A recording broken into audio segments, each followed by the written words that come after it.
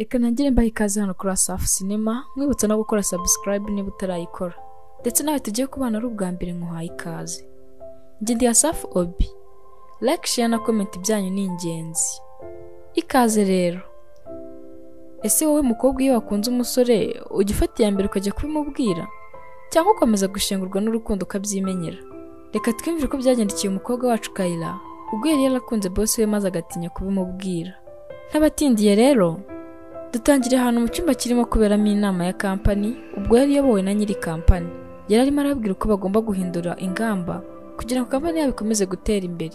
Ubwo kari kugenda babwira ingamba bagomba gufata, baratwereka umukobwa we batwawe n'amagambo boss we ari kugenda avuga, maze agatangira kwimagina boss we aza akamuterura akamusoma, akibona boss we ari kumubwira ati ndagukunda Kayla.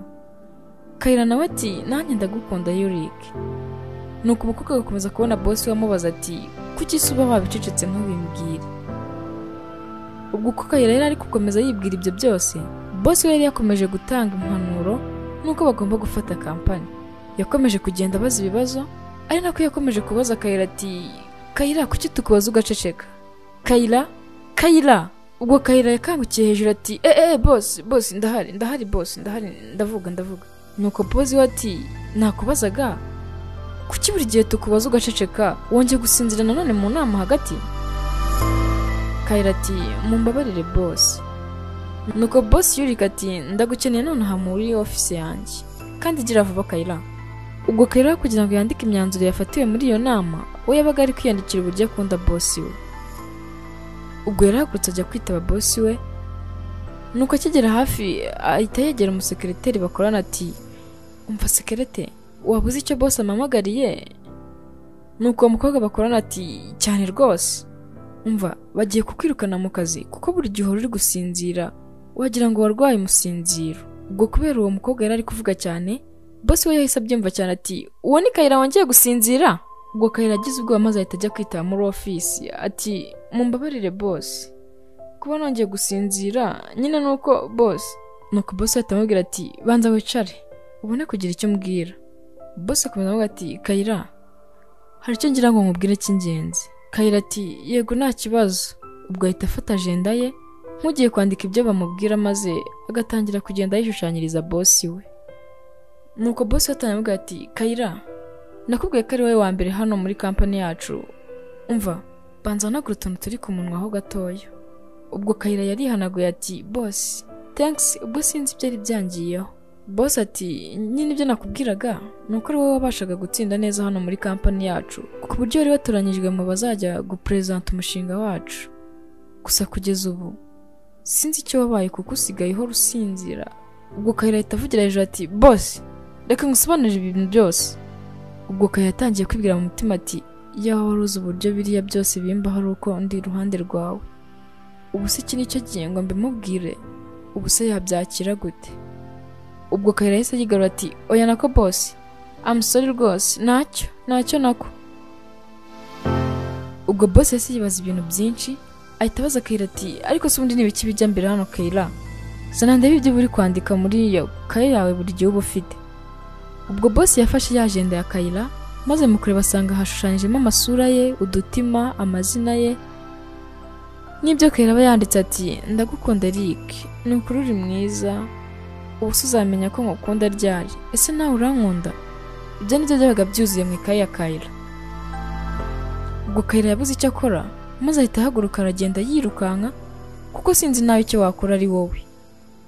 Ubwo boss yarahagurutse ngo amukurikire ariko ntiyagenda akomeza yisomera ibyo Kayla yari yakomeje amwandikaho byose.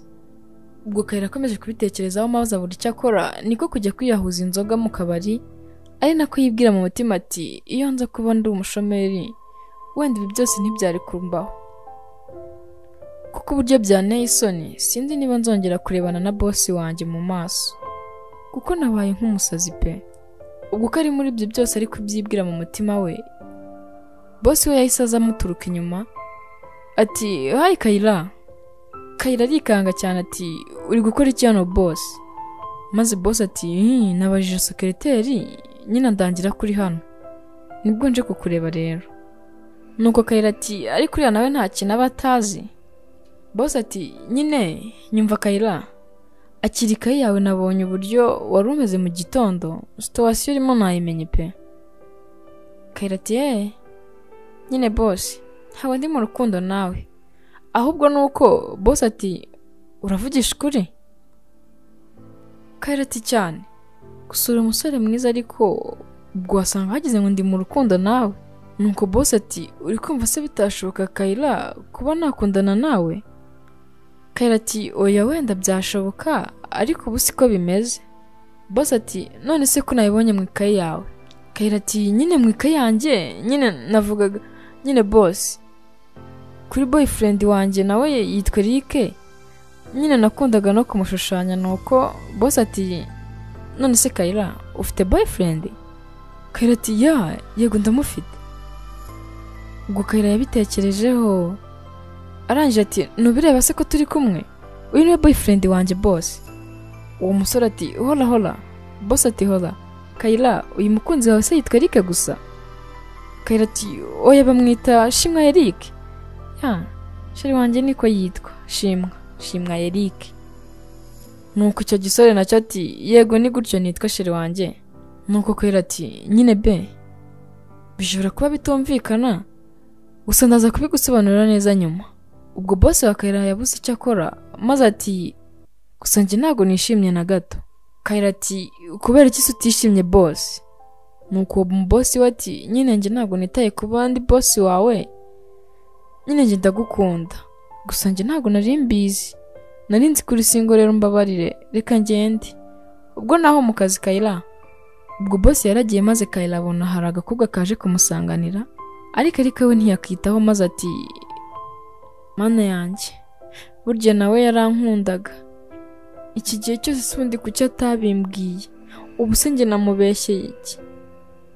Kuki koko namubeshye ko mfite umukunzi kandi ntawe uhari? Ubwo uko ari kwibaza ibyo byose ari kubitekereza, wa musore yerekanye ko bakundana kandi abeshya yahise amuha ngo basangire, maze Kayira we ntiyabyitaho aguma kwitekerereza impamvu abeshye boss we. Ati nukuri birangoye gutegereza mu gitondo, singira abona bukeye pe kuko ndi kumva umutima uremerewe. Ubwo bwarakeye Kayira ajya mu kazi, agenda ibitekerezo byose biri kuri Eric boss we. Mbese yari yabaye nk'umusazi. Ubwo yaragiye ngo abaze sekreteri niba boss wabo yaba yahageze, maze ataravuga sekreteri ati uhumura ntawe uhari, yagiye mu nama. Kayira ati ubwiwe n'iki se kariwe ndi gushaka?